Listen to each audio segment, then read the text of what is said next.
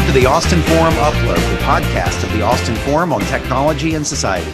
Every episode, we upload for you the expertise, insights, and opinions of thought leaders, innovators, and creators on topics at the intersection of technology and society. We'll cover pervasive and emerging technologies that are influencing and impacting our business, education, governments, research, and culture. I'm Jay. I'm Jessica. And I'm John. And we're the co-producers of the Austin Forum Upload. Welcome to this episode of the Austin Forum's Upload podcast, where today we're going to get into the topic of neurotech. And I'm very excited to introduce our guest today, Ramona von Leyden, the Director of Research and Clinical Education at NewFit. Welcome, Ramona. Thanks very much. I'm very excited to be here. Well, Ramona, we promised our listeners we would cover neurotech this season. And of course, that meant we had to go look up what neurotech was and make sure we had a good grounding in it and understanding. But I'm going to ask you to share with our listeners your definition of neurotech and probably, therefore, of neurology first before getting into neurotech. Sure. Let's start with neurology, which makes a little easier to transition it then into the definition of neurotech. So the simplest way to think about neurology is it's the branch of medicine that focuses on the nervous system. And perhaps we should take this one step farther and sort of define what the nervous system is. The nervous system is really multiple systems in your body that connect and serve as sort of the communication highway of the body. So that starts from your brain, your spinal cord. You have nerves all over your body. They run to your feet, your fingers, your toes, your mouth, your tongue, etc. And all of those have to communicate with each other. So a good way to think about neurology and the nervous system is your muscles, your bones, all of that, your skin are all really the hardware of the body. And then the nervous system is the software. It's the communication system that really runs everything that's going on in your body. So once you've got that down, I think thinking about it in terms of technology is a lot simpler. So neurotech is really using technology to interact with the nervous system. I think too, Ramona, it'd be really great if you shared a little bit about your background too. So my background, I have my PhD in neuroscience, which means I did a doctoral thesis on a specific area of neuroscience. My specific research focus and my kind of expertise within the field is trauma to the nervous system and inflammation that relates to recovery from trauma. So that means, specifically, I worked on spinal cord injury and sort of looking at how inflammation that comes in after a spinal cord injury impacts how long it takes to recover, and that really how it affects the cells and the function of your nervous system. So luckily, that's really what I focused the majority of my sort of background and research on.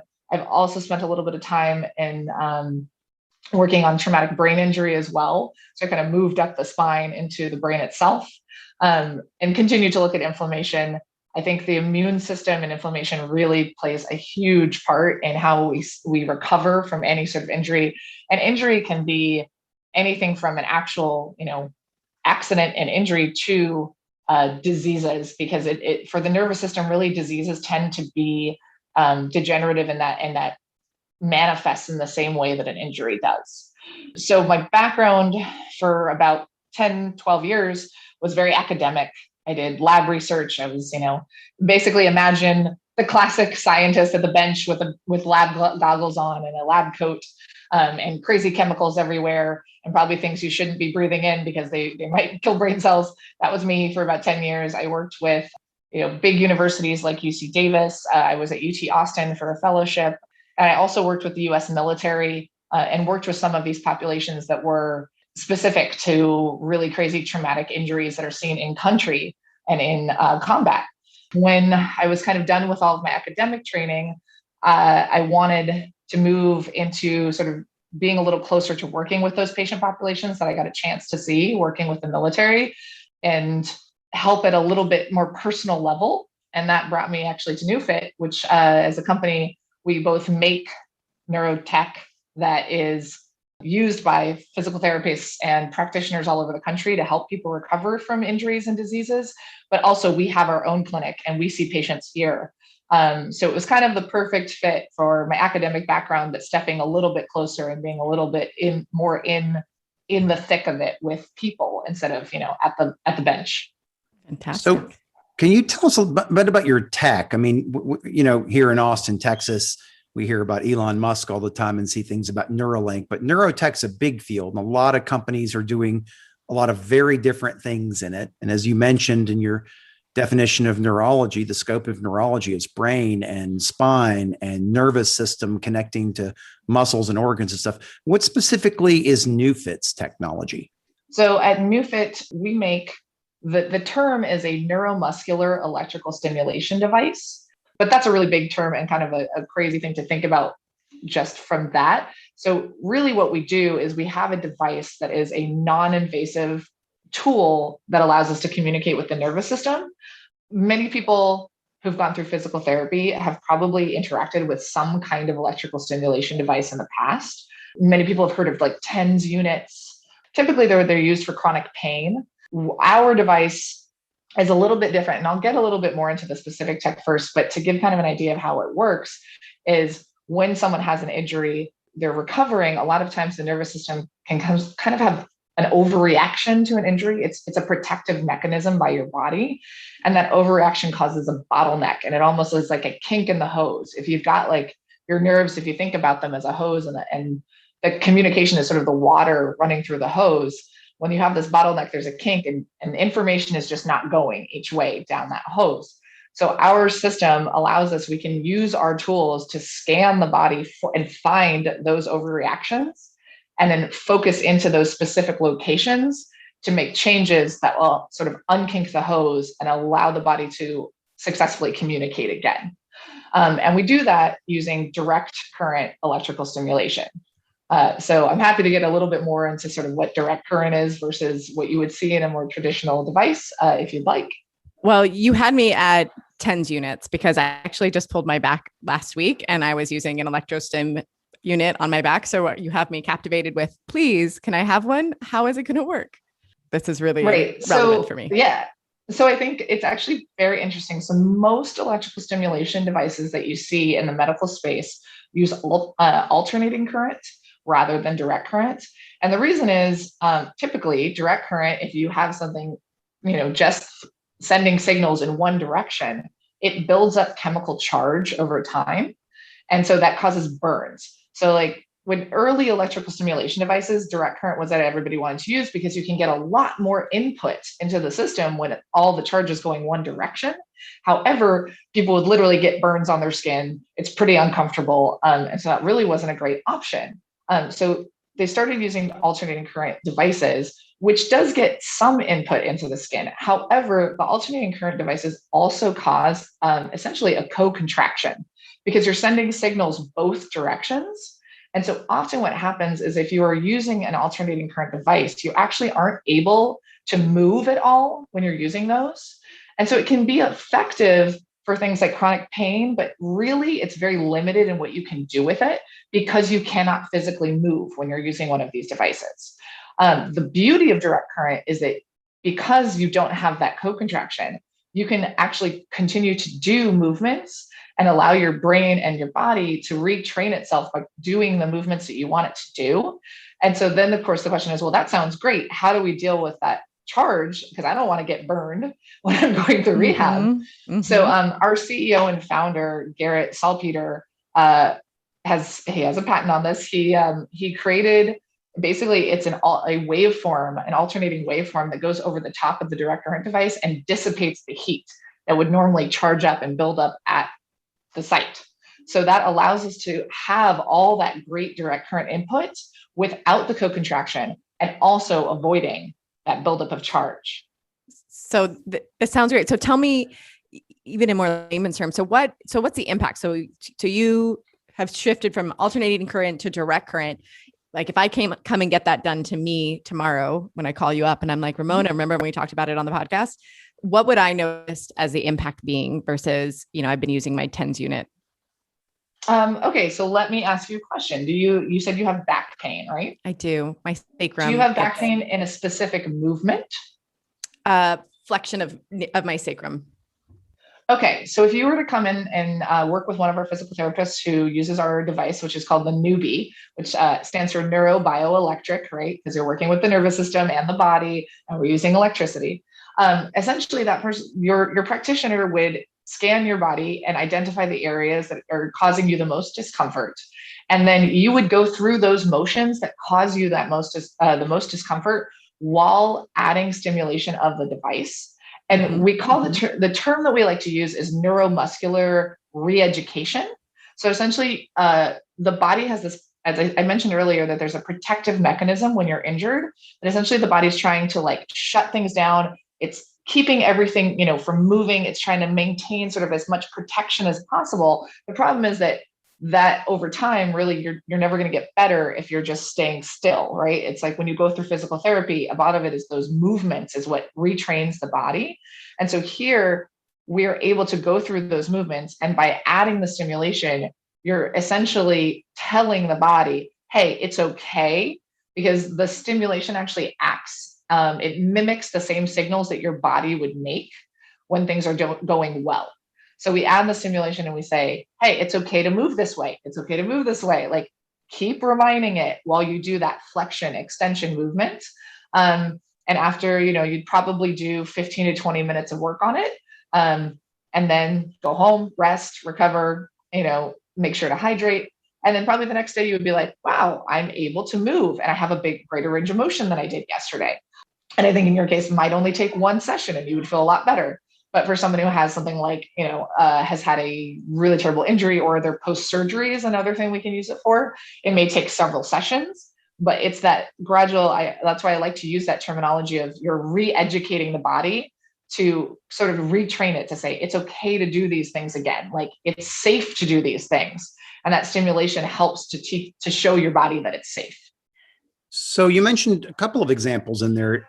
One seemed to be about muscular pain, it seemed like, but you mentioned post-surgery as well, which I don't normally think of as the pain being muscular. So are you using this for different kinds of pain? Are you using it is it mostly about pain reduction? Is it also about strengthening any tissue of any type? So what's the range of effects that you get? What's beautiful about using a device like ours is that we have the availability of using different frequencies, and that actually taps into different tissues. So you can use a device like ours at specific frequencies that are more useful for muscles. And so we have people who actually are personal trainers who use this and actually could do hypertrophy training, so bodybuilding, strength training with our device. And essentially that electrical stimulation helps to stimulate those muscles and increase blood flow to the muscles and increase that contraction. So they're actually, if you were lifting a 5 to 10 pound weight, it would actually make your muscles think it was lifting something much heavier because you have that added input. But if you use, we basically call them training frequencies and rehabilitation frequencies. The rehabilitation frequencies would be more for something like what Jessica's dealing with her back pain, or post-surgery. Surgery is really, although it is very useful, of course, if you have something going on with your body, surgery is an injury to the body. Recovering from surgery is, you've had a trauma to your body in the fact that some part of your body has been opened up, operated on, there's a wound that has to heal. So essentially, it's just the same as you have any kind of injury to your body. It's just post-surgery, because you've opened up the body, can have both pain and loss of motion, because your body is like, I don't want to move. It hurts. I'm scared to re-injure this. And so in the same way that we approach something as simple as low back pain, you would approach post-surgical pain and post-surgical loss of range of motion in the same way. You would add input. And that's why I say if somebody was post-surgery, it would probably take more sessions to improve that condition. Whereas if you haven't had any sort of invasive procedure, we might be able to handle it in just a session or two. So are you seeing patients that are recommended to you? Are doctors now embracing this as a part of the recovery process? Or are you getting more patients, because you're new, who are hearing about it from somebody, and maybe their own general practitioner or doctor doesn't know about you yet, but somehow they heard about you and they're deciding to give it a try? How are you getting most of your patients right now? Through standard means in healthcare, or through sort of people discovering you? It's a little bit of a mix. And so we're kind of at an interesting place as a company. At this point, we have a lot of early adapters in other clinics outside of our own that are using this. However, we're not by any means have moved on to like the majority of clinics using it.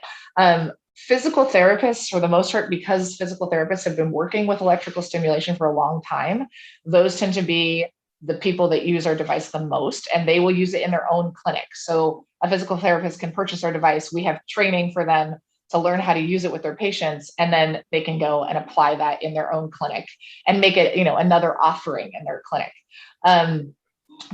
We are now working with several MDs to, and that's part of my job, is to expand our sort of the research side, because we are a young company and young tech, and figure out what our device can do. Because I think we've only just started to tap into that. And so then working with those MDs, the goal would be, actually, we have one study that we're about to start with a plastic surgeon here in Austin, who he is going to refer patients who've gone through tummy tuck surgeries. So it's, which is basically, it's a wound to the stomach. And there's a lot of most of his patients are not allowed to move much for those first 6 to 12 weeks. So he's going to send them to us. We will do multiple sessions a week with them and see if we can actually return them to normal function in less time than they would normally require. So our device has really become sort of an innovative tool in one specific space. And that is because our device works a little bit better at communicating specifically with the nervous system. Neurological diseases like multiple sclerosis have become a big part of our acumen and our clientele. So we have MDs who have multiple sclerosis who've used our device to help them manage their disease, and they're now telling their patients about it. And those patients are starting to purchase the device to use at home or work with a physical therapist in the same way to manage their symptoms, to improve their actual function in daily life. Our goal is that we continue our research and sort of find all of the ways that we can use this device. But I think the multiple sclerosis field has kind of shown us that we have this huge capability within the literally neurological disease space that other electrical stimulation devices just don't have. So I'm curious to hear a little bit more about that, because the way that you're talking about it, like, it's like, oh, this sounds amazing. Like, what was it that the founder did? Like, what had him sort of go away from how things were being done? Like, what was his process in creating this innovative tool?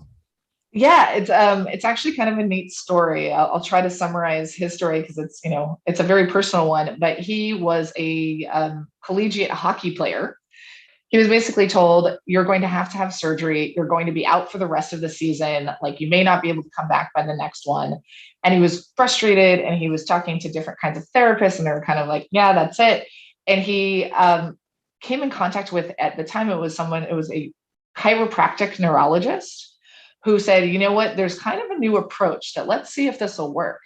And he had basically what would be like a very, very early version of what we have now. So not as high powered, not quite as fancy, the tech was just not as advanced. This was 15, 20 years ago, but same idea, using direct current and using movement. So it's not just the device itself, but the actual therapy practice that you use with it. It's the type of techniques that you use with the device. And working with this chiropractic neurologist, he actually was able to get back onto the ice within like 3 months. Didn't ever have surgery, was back in by the end of the season. All the things he was told he would never be able to do again, he was able to do again. And that was kind of the light bulb that he said, oh my God, like, this is incredible. And so he was an engineer. That was his training. So he took that idea and, basically worked with that same chiropractic neurologist and like set up shop in the back office of this guy's place and started trying to come up with his own version, improve on what he had seen in the current versions. And ultimately, that's what became the Newbie device. I think the beautiful thing about that is because he had this kind of personal experience, he was never afraid to just try it.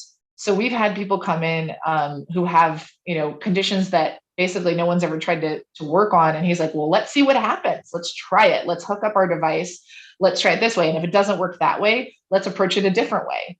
And so, we have a lot of protocols and we have a lot of sort of ways that we approach specific diseases and specific conditions that have been developed over a really long time. And that's a lot of what we share in our clinical education programs as well. So when someone buys our device, they're not just getting the device and then told, okay, go use it and like slap these electrodes onto somebody and just electrocute someone. It's here's how to use our device in the right way, depending on what that patient walks in with. And here's, the NeuFit method is much more than just the technology itself.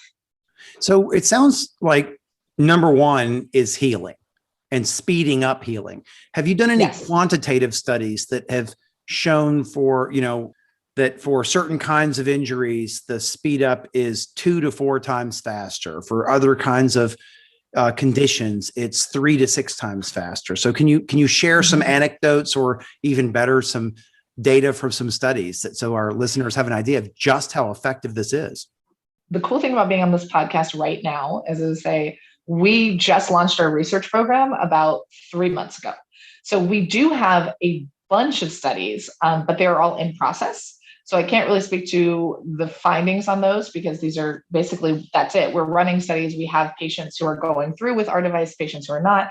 And I am happy to sort of detail what a couple of those are. However, we have lots of anecdotal evidence. And then, my goal as the director of research is to make sure that these studies really show us whether those anecdotes equal those quantitative numbers that you're talking about.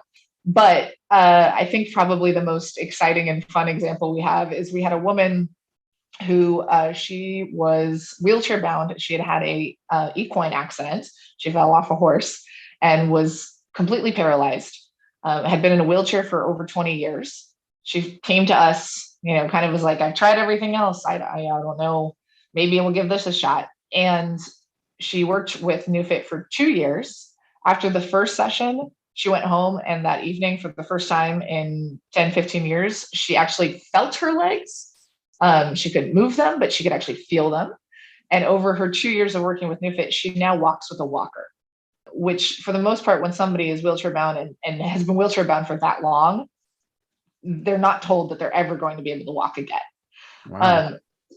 So we know, like I said, that is sort of like our prize pony anecdote, and that's why I say it's like a great one. It's a flashy one. But we certainly have a bunch of smaller anecdotes that come from a similar era we get a lot of people who have given up hope, right? They've said, I've been told that I'm never going to get better. I'm told there's nothing I can do.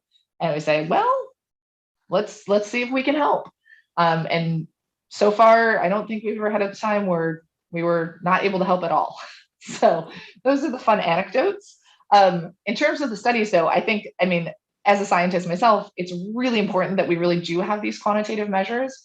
So to give you an idea of where we're going with these studies, we have a multiple sclerosis study going on with a hospital group in Colorado. We have a study for stroke, so especially looking at balance. So after somebody recovers from a stroke, if they're having, if they've got weakness on one side, a lot of times their balance and their balance system is affected. That's called the vestibular system. So we have a pilot study with Baylor Scott and White here that is looking at if we can improve outcomes from stroke for patients that are inpatient. So if they're staying at a facility for a month to try to improve before they leave, can we cut that hospital stay time down by using our device? We also have a study. We have some more physical therapy focused studies that are with some groups in Ohio that are based on if somebody has a knee issue or a hip issue, can we improve the time to recovery? And we do actually have some very good quantitative data on improvement in those kinds of times of recovery that we are currently in the process of putting into a publishable form. But what I can tell you is that in terms of number of sessions that people have to have in recovery from these more orthopedic injuries, the number of sessions is less. So they average like 2 to 3 sessions less, which depending on how many sessions they saw, that could be a third less, which is actually a really big deal. And then we have some more academic studies that are fun, that are more looking at how our device affects muscles. So I mentioned that we have a lot of physical or personal trainers that use our device for actual bodybuilding and personal training. We have at University of South Florida, there is a excellent professor there who is doing multiple studies to show whether our device is actually affecting blood flow, muscles, how it's doing that at the cellular level. And that's actually finishing up pretty soon. And I'm really excited to get the findings on that and get those out to the world. Those are wonderful examples. And, now I feel totally guilty for wondering, could this help me recover from Orange Theory Fitness faster? Because I got my vaccine and waited my 2 weeks. And I'm still going to classes with masks and distancing and doing all the right stuff. But I wanted to get back and working out. And I swear my hamstrings just won't heal from all the lunges they make me do in there. And I'm already thinking this, but the paralysis story and the stroke story were much better than my story. So no, but the answer is yes. I mean, we even in our own clinic, we offer basically recovery sessions. So someone who comes in, and even if they train with us or if they train with someone else, we have, as I said, because we can use frequencies differently. So if you use sort of a training frequency, great. But then we have recovery frequencies. And I like to, I think this is a cool visual when you think about these different electrical frequencies. Training frequencies tend to be lower frequencies, which cause bigger spikes. And that causes an actual contraction of the muscle, right? So if you're training, you want your muscles to contract, you want them to engage. But then when you're done training, you don't want them to stay contracted, right? We've all, like stretching is you're trying to lengthen the muscles back out. You don't want to stay in sort of that tight contracted phase. So we have, then if you switch those recovery frequencies, those are higher frequencies, which basically those spikes in the waves kind of even out. And when you do that, adding that allows the muscles to relax and allows the muscles to lengthen back out. So you could absolutely use it as recovery from Orange Theory. But I think, yeah, we have kind of the tear jerking stories are definitely a little bit more, yeah, those are bigger for us. And I think, really for us as a business and especially for the clinics that we work with, the big thing is that we have a lot of physical therapists. I mean, we have a group that's actually doing a research study for us now that the guy who's running the study was super skeptical when we got him. I mean, we sent him a device. We said, see what you can do with it. Like, let's see. And he was like, yeah, I'll see if this makes any impact. And he's actually got the best publishable data so far. And his practice is ordering more of our devices because they were like, wow, like we're actually reporting tangible improvements in just one visit. They're changing their whole focus where they're giving up other types of therapies and actually making this device their own centerpiece. And they're, seeing a tangible improvement to not just their own practice, but the patients' lives. So I'm already hearing that you'll have to tell us the time frame, but in 6 months, 12 months, 18 months, when you're starting to get some of the data back in, we can invite you back on to give an update. So Absolutely. Transitioning from things being anecdotal to being data driven. I want to hear from you, because they brought you on in this new role. What is your vision for the future for NeuFit for 5 years, 10 years, 20 years ongoing? Like, what do you see as the potential of this technology? I think a kind of simple way to put it is, in my role. So yes, I was brought on about 6 months ago. The company, we were about 4 years old, and the company is at a place where, we are selling devices and we have sort of carved out these niche spaces for ourselves. Like we're really popular in the personal training world and we're really popular with MS patients, but ultimately, that speaks to that core tech. And that's great, but I want to find more ways to use this device. I think the fact that our anecdotes span such a broad range of conditions tells me that we are just breaking the surface on what we can do with this, especially, as I said, being that it's not just a device, but it's the combination of the device with physical therapies, with manual work, with all of these other methods. So my goal as running our research program is to figure out what those are. Is this device really going to change the world in terms of how we approach neurological disease? I would love that. That would be super cool. It's possible.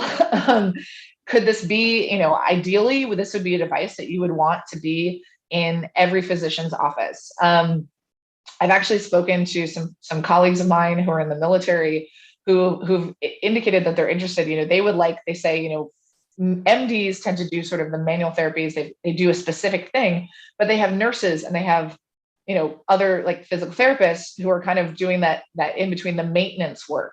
And so I would love for every MD to have someone in their office who knows how to use this and is using this to help their patients recover faster, move on faster from an injury, whatever that may be, whether it is because they had to have surgery, whether it's because they actually got, injured playing sports, whether it was They are dealing with a disease that has physical symptoms.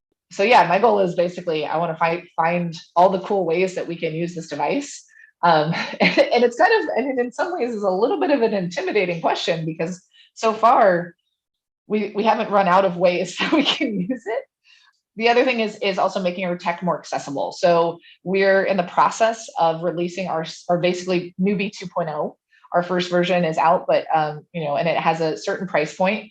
We're going to release Newbie 2.0 later this year. It's going to be smaller than the first Newbie. It's going to be a little less expensive, which means it's more accessible to larger groups of people.